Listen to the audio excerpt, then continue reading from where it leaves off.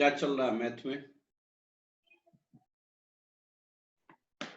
Math में क्या चल रहा है? आज इन्फिनिटी का जीपी हुआ सर। और केमिस्ट्री में?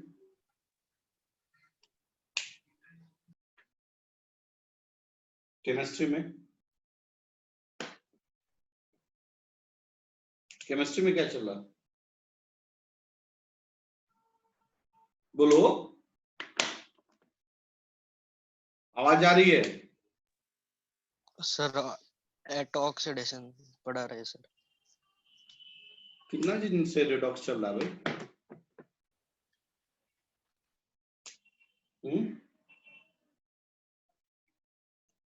सर आज लास्ट था, कल से हाइड्रोकार्बन चालू है। 12 का चल रहा है कि 11th का चल रहा है? 11th का सर। 12th का अभी नहीं स्टार्ट करवाए हो तुम लोग? सर अभी ये सब 12th का चालू करवा देते हैं, क्योंकि 11th तो क्या? वैसे भी कर दिए हम। 12th का ही चालू कर देते हैं। वही बोल रहे हैं 12 का चालू करवाओ। हाँ सर, वैसे भी 11th हो ही गया। वाला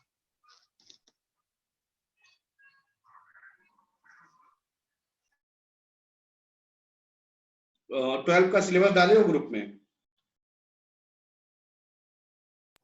यस सर। ग्रुप में डाले हो 12 का सिलेबस? हाँ सर। अच्छा,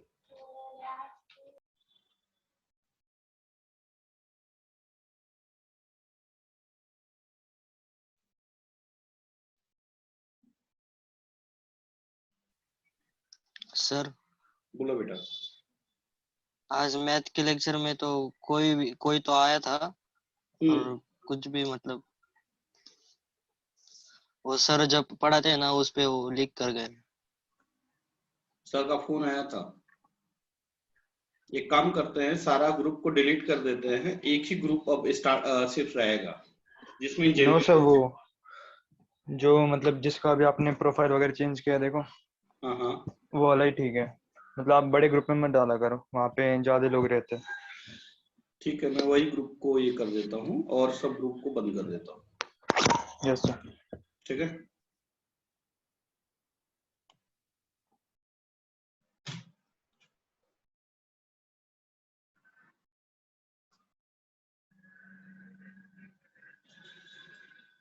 कैसी पढ़ाई चल रही है बेटा? पीयूष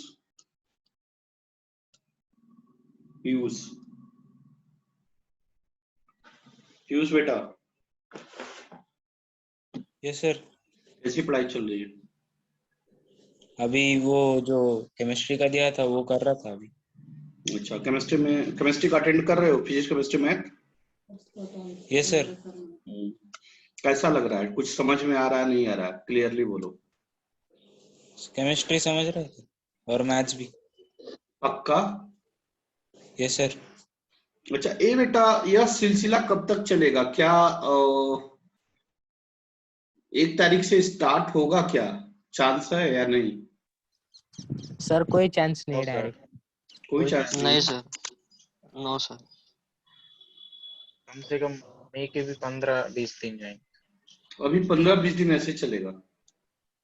मई के भी, हाँ मतलब मई महीने के भी। यार ऐसे फिर हो चलेगा तो कैसे चलेगा? थोड़ा सा डर भी हो गया है। डर थोड़ा नहीं, बहुत ज्यादा हो गया है। समझ में नहीं आ रहा क्या किया जाए। मेरी सिस्टर एक थी, हमारे से 5-6 महीना बड़ी थी, डेथ हो गया उनका परसों दिन रात में।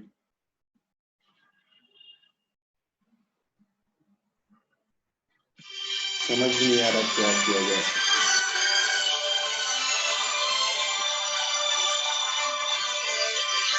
एक सेकंड, मैं आ रहा हूँ। हेलो हेलो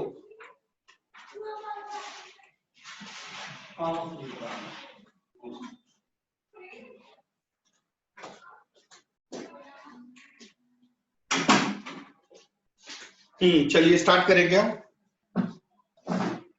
स्टार्ट करें क्या? Yes sir. चल, लास्ट क्लास में हम लोग पढ़ रहे थे, क्या पढ़ रहे थे कि क्लोजेस्ट अप्रोच क्लोजेस्ट अप्रोच हमने लास्ट क्लास में पढ़ा था, और उसके बाद फिर हम स्टार्ट करने जा रहे हैं रदरफोर्ड्स मॉडल। तो लिखिएगा रदरफोर्ड्स एटॉमिक मॉडल। जल्दी लिखिए फास्ट, क्योंकि आज हम लोग रेडियस सब कुछ निकाल लेना, एक दिन का और है लेक्चर एक। जल्दी फास्ट। Rutherford's atomic model. अच्छा, फर्स्ट क्या कहता है स्टेटमेंट? रदरफोर्ड का फर्स्ट स्टेटमेंट क्या कहता है कि every element at the nucleus क्या है? Positive ions. At the nucleus क्या है? Positive ions. Every element stable होता है। Second point, positive ions concentrate होता है कहाँ पे? Mass and positive ions concentrate होता है सेंटर पे। And second point, electrons will revolve around the nucleus. ये है ना 2 पॉइंट? Yes sir. हाँ, तो लिखिए फर्स्ट पॉइंट, जल्दी लिखिए first point. Most of the mass and entire positive charge. Most of the mass and entire positive charge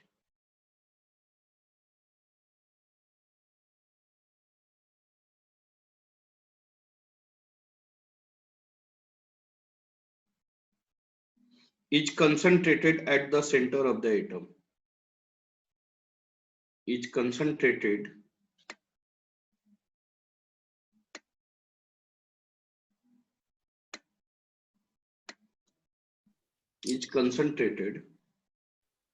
sir starting में क्या बोला था आपने? most of the mass and entire positive charge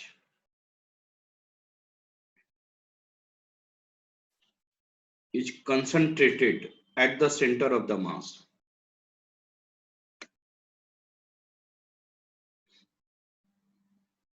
which is called nucleus. Which is called nucleus. Which is called nucleus. Next point, second point. The electrons revolve around the nucleus. Second point, the electrons revolve around the nucleus in different circular orbit. In different circular orbit. In different circular orbit. हो गया? Yes sir. चलिए, अब इसका failure का reason क्या है? यह fail होता है कि नहीं होता है? यह स्टेटमेंट फेल होता है। क्यों फेल होता है? क्योंकि मैक्सवेल साहब ने बोला था, क्या बोला था कि एवरी एलिमेंट अगर एक्सेलरेटेड है तो एनर्जी का क्या करेगा? लॉस करेगा, रेडिएट करेगा, लूज ऑफ एनर्जी करेगा ना? Yes sir. यहाँ पे इलेक्ट्रॉन सर्कुलर पाथ में, सर्कुलर पाथ मतलब सेंट्रीपिटल एक्सेलरेशन होगा ना? Due to centripetal acceleration of the electrons, यह क्या करेगा? एनर्जी का लूज करेगा, एनर्जी का लॉस करेगा। क्लियर? यस। और यह जो एनर्जी का लॉस जो करेगा, तो धीरे धीरे इलेक्ट्रॉन्स कहाँ होगा? न्यूक्लियस में फॉल्स हो जाएगा, गिर जाएगा, जिसके अनुसार एटम स्टेबल नहीं होगा। तो लिखिए फर्स्ट पॉइंट, लिखिए जल्दी लिखिए। तो it could not explain the stability of the atom. It drawbacks में। हाँ, drawback. Cause of failure of Rutherford's model. Cause of failure of Rutherford's model. Cause of failures of Rutherford model. Cause of failure of Rutherford's model. First point, it could not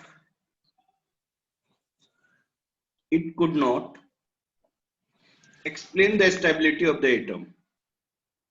It could not explain the stability of the atom. According to Maxwell,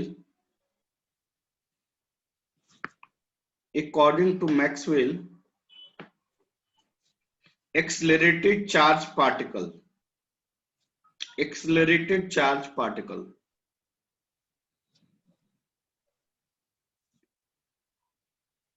radiates energy radiates energy. हो गया? Yes, sir. Yes, sir. Thus, an electron moving on a circular path. Thus, an electron moving on a circular path around the nucleus. Around the nucleus.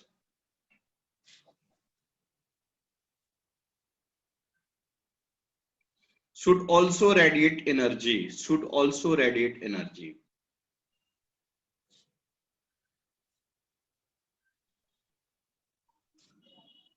As a result,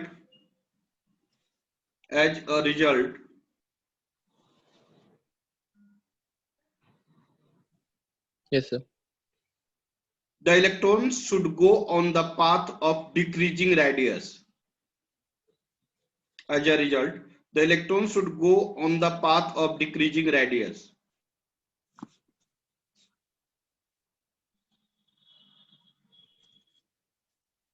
The electron should go on the path of decreasing radius and ultimately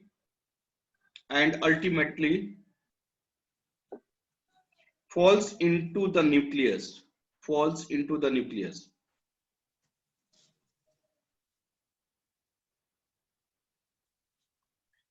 But actually this not happens.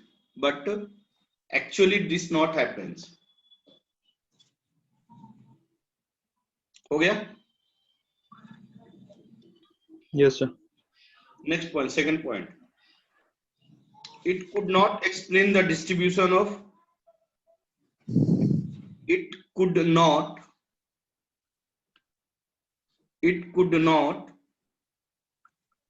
explain the distribution of electrons outside the nucleus.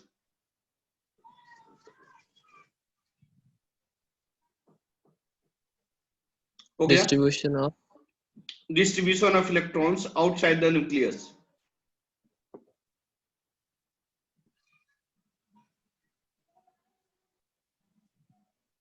Yes, sir.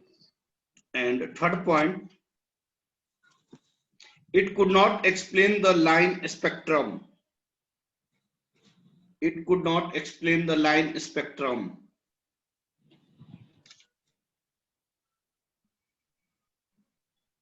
of the atom. Sir, it could not explain that. Line spectrum, L-I-N-E, line spectrum of the atom. हो गया? Yes, sir. Yes, sir. अब यह तीन चीज इनके failure का reason रहा.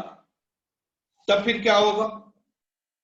उनके चेला, किनके चेला रदरफोर्ड साहब के चेला. कौन है? Niels Bohr. वो आए तो क्या बोले? जितने गुरुजी के उनके फेलियर था पहले उसको एक्सप्लेन किया. तब पहला पॉइंट क्या बोला उन्होंने? एक certain orbit will revolve in a certain orbits of the atom. Electron जो रिवॉल्व करेगा एक सर्टेन ऑर्बिट में रिवॉल्व करेगा. Yes, sir. सेकेंड स्टेटमेंट क्या बोला? कि इलेक्ट्रॉन उसी ऑर्बिट में रिवॉल्व करेगा जिसका एंगुलर मोमेंटम कांस्टेंट होगा, मतलब इंटीग्रल मल्टीपल ऑफ h/2π होगा.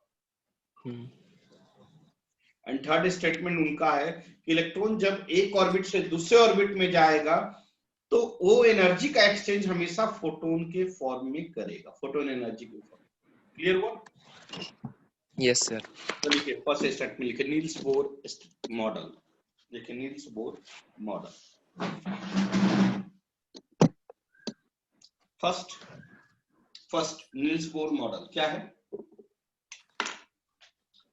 नील्स बोर मॉडल क्या है? First, electrons will Electron revolves around in certain a, orbit. देखिए electrons will revolve in a certain orbit.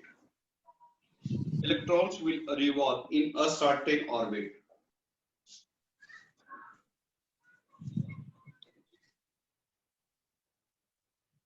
Of the atom.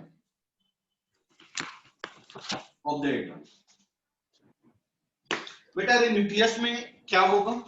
कितने number of proton होंगे?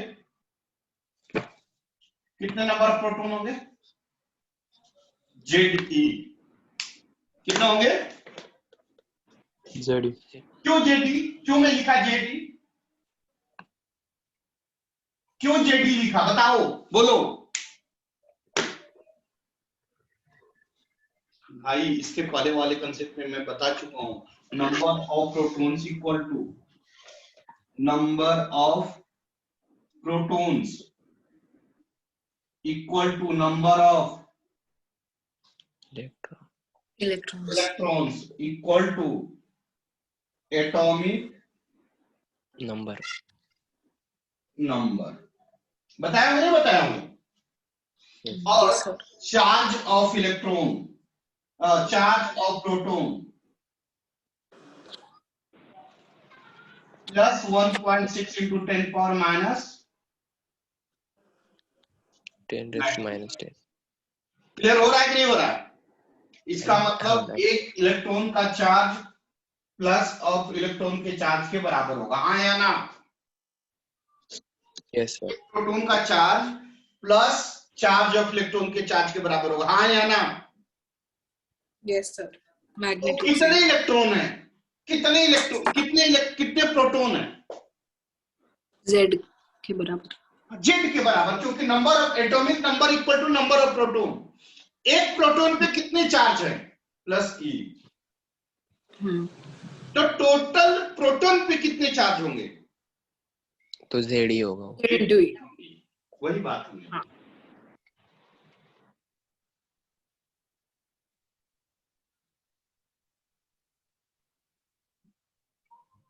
Act nucleus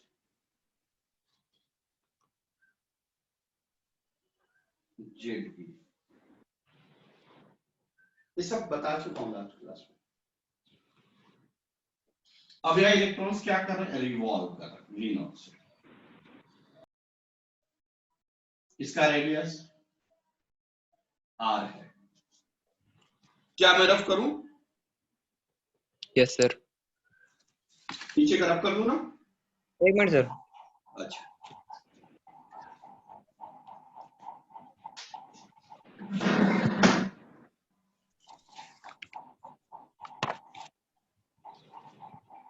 कर दो sir. अब बताइए बेटा रे, इलेक्ट्रॉन कौन से पाथ पे है? इलेक्ट्रॉन कौन से पाथ पे रिवॉल्व कर रहा है? सर्कुलर पाथ पे है या नहीं है? yes sir तो सर्कुलर पाथ पे रिवॉल्व करेगा तो इलेक्ट्रॉन पे क्या लगेगा? Centripetal. सेंट्रीपिटल फोर्स लगेगा, नहीं लगेगा? लगेगा इलेक्ट्रॉन पे, हाँ या ना? yes sir अब यह सेंट्रीपिटल फोर्स किधर लगता है? सेंट्रीपिटल फोर्स का डायरेक्शन किधर होता है? Towards the Was the center. towards the यह सेंट्रीपिटल फोर्स कौन प्रोवाइड करेगा? यह कोई तो देगा, तभी तो ये सेंट्रीपिटल फोर्स होगा, हाँ या ना? हाँ. कौन देगा? इस चार्ज का, इसका चार्ज और प्लस इसका चार्ज, दोनों चार्ज। यह क्या है? पॉजिटिव आयंस, और यह क्या है? Negative ions. समझ में आ रहा है कि नहीं आ रहा? yes sir यह क्या है? प्रोटॉन्स। बताया ना बेटा? और ये क्या है? Electron. इलेक्ट्रॉन्स। तो पॉजिटिव आयंस नेगेटिव आयंस में क्या होगा? क्या लगेगा? फोर्स ऑफ अट्रैक्शन, हाँ, attract. Electrostatic force. क्या सभी बच्चे क्लियर हो रहे हैं? नहीं हो रहे? नहीं तो नहीं बोल देना, साफ नहीं बोलना। yes sir हो रहे सर। क्लियर नहीं होगा तो नहीं बोल देना, मैं बार बार समझाऊंगा। क्लियर है सर। चलिए, सेंट्रीपिटल फोर्स का फॉर्मूला याद है? MVR.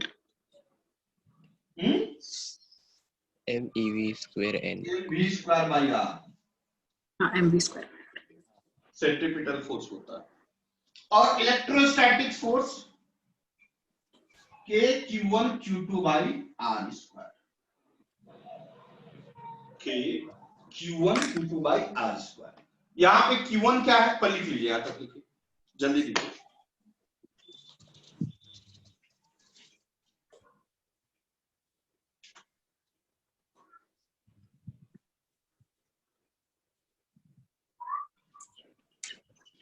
हो गया बेटा? Yes sir. सर दो मैं रखता हूँ इसको। Sir 2 minute.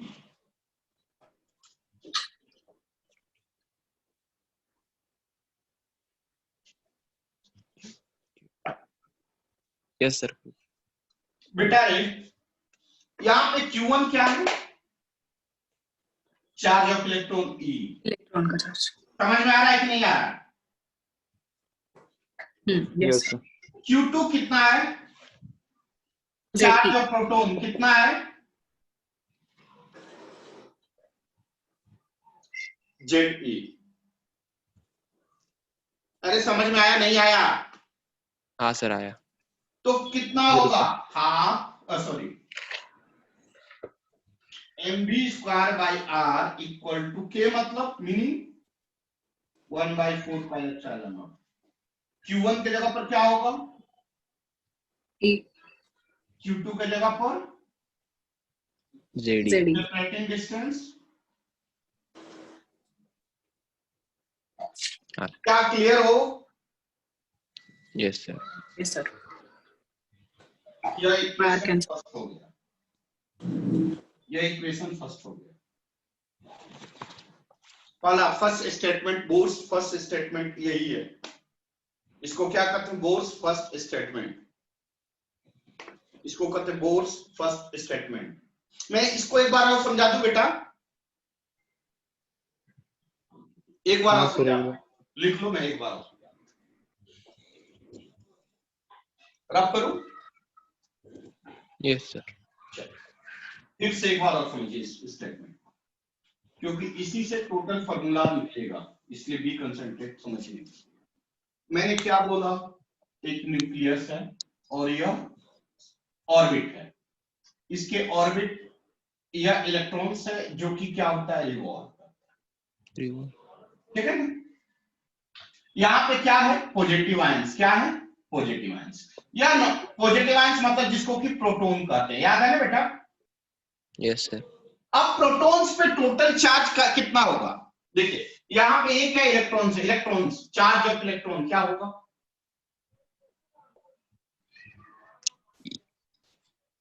इसको Q1 से बोल रहे हैं, जो कि E होगा। मतलब E मतलब -1.6 × 10⁻⁻19 कूलम। लेकिन फोर्स में हमेशा मैग्नीट्यूड लेते हैं, तो मैग्नीट्यूड लेंगे तो मॉड रखेंगे, मतलब 1.6 × 10⁻⁹, जिसको कि E हमने बोला। यह समझाने के लिए मैं बता रहा हूं, समझ में आ रहा है क्या? Yes sir. Yes sir. Charge of protons, charge of protons, charge of total protons, जिसको कि कहेंगे चार्ज ऑफ न्यूक्लियस।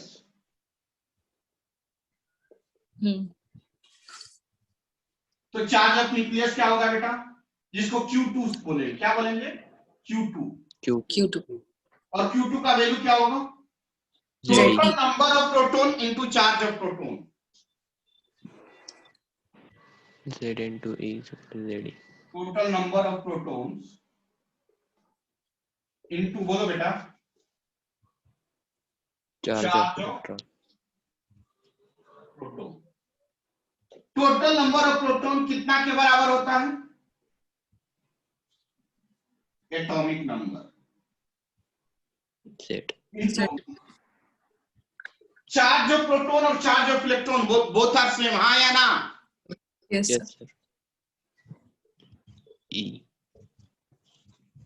तो कितना हो जाएगा यह, Z, और यह कितना हो जाएगा, E।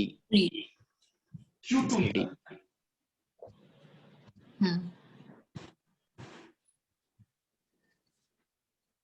मैं रफ कर दूं? Yes sir. रफ करूं बेटा? Yes sir. अच्छा, सभी बच्चे क्लियर है ना बेटा, या दिक्कत है? क्लियर है सर। मैं रब कर दूं बेटा इसको? Yes. Yes sir. अब इलेक्ट्रोस्टैटिक फोर्स क्या होता है? K Q1 Q2 by R square.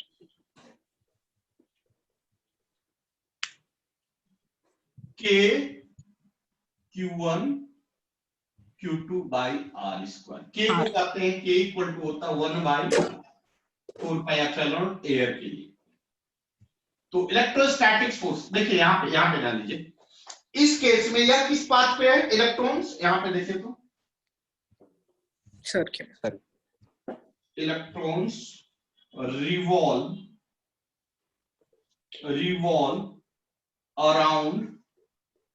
Around बोलो बेटा, Nucleus. Nucleus means circular path.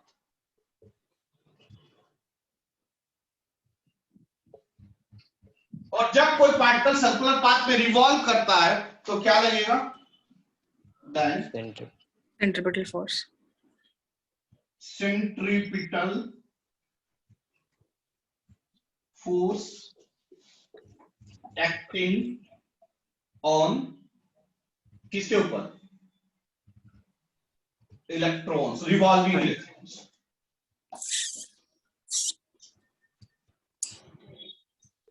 Revolving around revolving electrons towards Nucleus. center। क्या यहां तक कोई डाउट बच्चे को?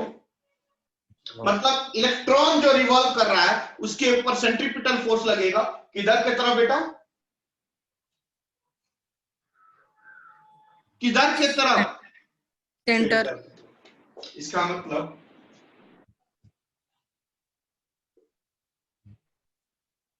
सेंट्रीपिटल फोर्स इक्वल टू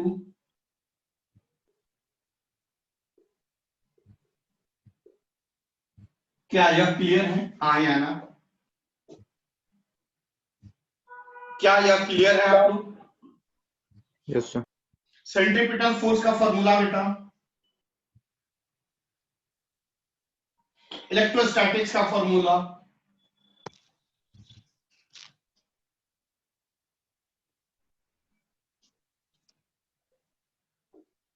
क्या मैं ऊपर का रफ करूं? Yes, sir.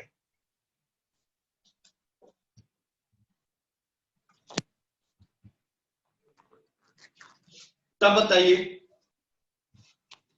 mv square upon r equal to k मत मीन्स 1 बाई q1 कितना है? e q2 कितना है? अभी निकाला था, डिवाइडेड बाय, आप इसको ऐसे भी लिख सकते हो,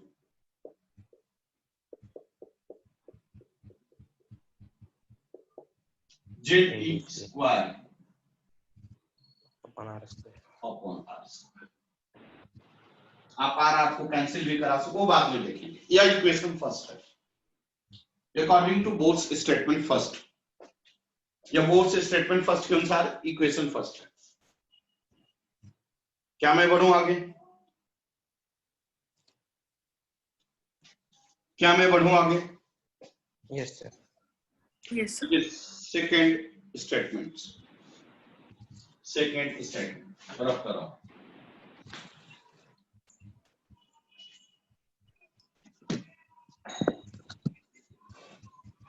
सेकेंड स्टेटमेंट क्या करता है? इलेक्ट्रॉन्स उसी ऑर्बिट में रिवॉल्व करेगा जिसका एंगुलर मोमेंटम क्या होगा? Integral multiple of h/2 पाई लिखेगा, h/2 पे लिखेगा electrons will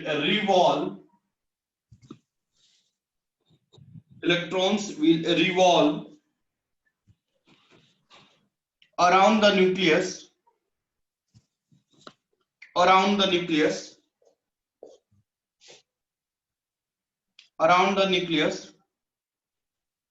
Yes, sir. if its angular momentum is if its angular momentum is क्या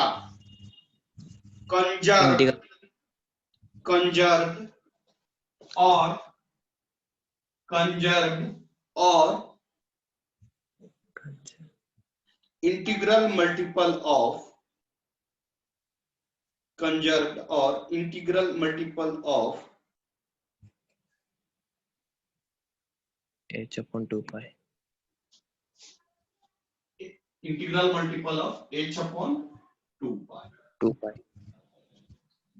Means that is constant. angular momentum Angular. Equal to क्या होगा NH अपॉन फिर n क्या है number of orbits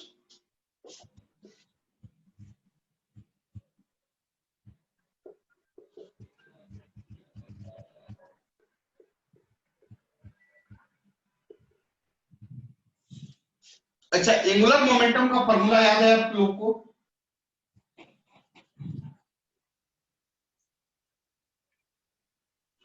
कितना होता है mvr m मतलब मास v means velocity angular velocity r means radius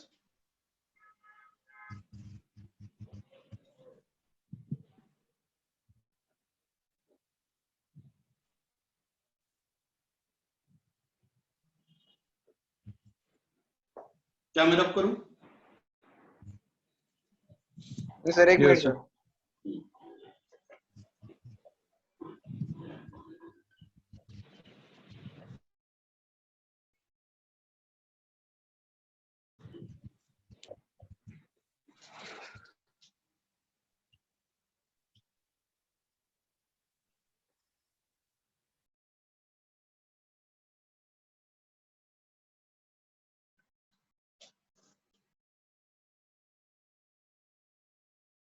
कितना है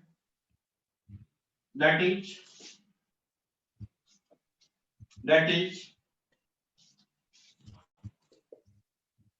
mvr equal to nh by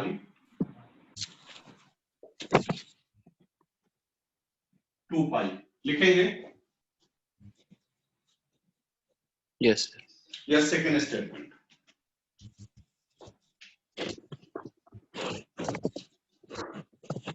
चलिए थर्ड स्टेटमेंट क्या कर रहा है थर्ड स्टेटमेंट जब इलेक्ट्रॉन एक ऑर्बिट से दूसरे ऑर्बिट में जाता है या दूसरे से फर्स्ट में आता है तो एनर्जी का एक्सचेंज होता है वह एनर्जी हमेशा किस फॉर्म में होती है Photon. फोटोन फॉर्म में तो लिखिएगा if electrons will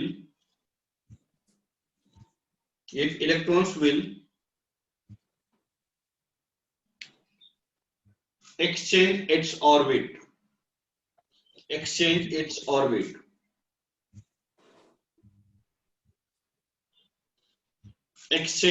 orbit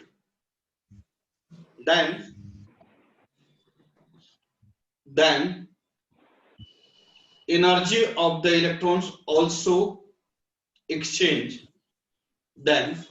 energy of the electrons also exchange in the form of क्या बेटा Photon. in the form of photon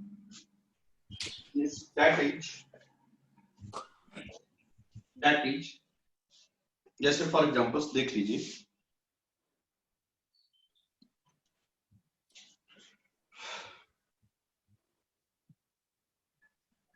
मान लीजिए यह इलेक्ट्रॉन है यह इलेक्ट्रॉन यहां से यहां आ रहा है मान लीजिए हायर ऑर्बिट है और यह लोअर ऑर्बिट है इसका एनर्जी लेवल EF है इसका EI है ठीक है या EI स्टार्टिंग है तो यह EI है यह EF है जब यहां से यहां तक जाएगा तो एनर्जी को क्या करेगा लूज करेगा और जो एनर्जी लूज करेगा यह एनर्जी किस फॉर्म में होगा फोटोन के फॉर्म में होगा मतलब इसका इक्वेशन क्या होगा, final energy minus initial energy equal to क्या होगा, एच न्यू। होगा या नहीं होगा, Yes. एच न्यू या H by lambda. H by lambda. यह थर्ड इक्वेशन है। और इसी इक्वेशन, तीनों इक्वेशन को डिराइव करेंगे तब फिर हमारा सारे फॉर्मूले आ जाएंगे।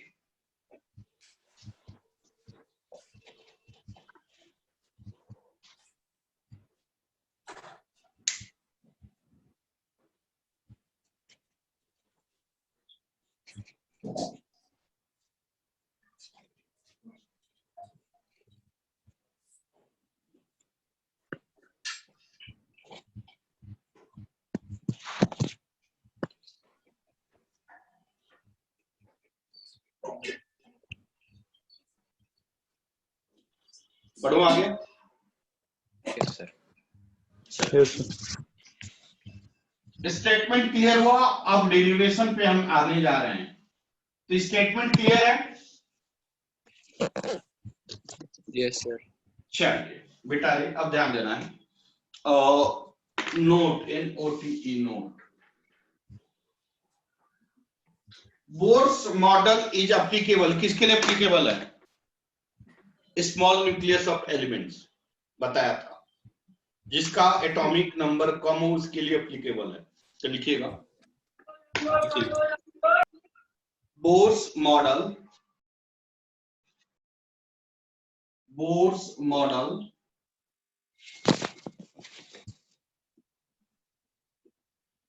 Bohr's model is applicable. Bohr's model is applicable for light nucleus element, like light, LIGST, light element, light nucleus element, like hydrogen like element, like hydrogen like element. Bohr's model किसके लिए applicable है? Hydrogen like element के लिए, hydrogen जिसका nucleus छोटा हो। चलिए, according to Bohr's model, first statement क्या है बेटा, बता दो जल्दी। Electrons equal mv square. याद है? Z E square upon R square. यही बताया था बेटा। Yes. Yes, इसको अगर हम sir. सॉल्व करें तो लिख सकते हैं mv square by r equal to 1/4 pi epsilon nought, या k भी बोल सकते हो, into ZE square by r square. Clear हो बेटा? Yes sir. यह इधर r एक और इधर cancel. r स्क्वायर है, देखो तो इससे कैंसिल होगा। यस इसको अभी k लिखते हैं, बाद में जरूरत आएगा तो हम लिख लेंगे इसका वैल्यू।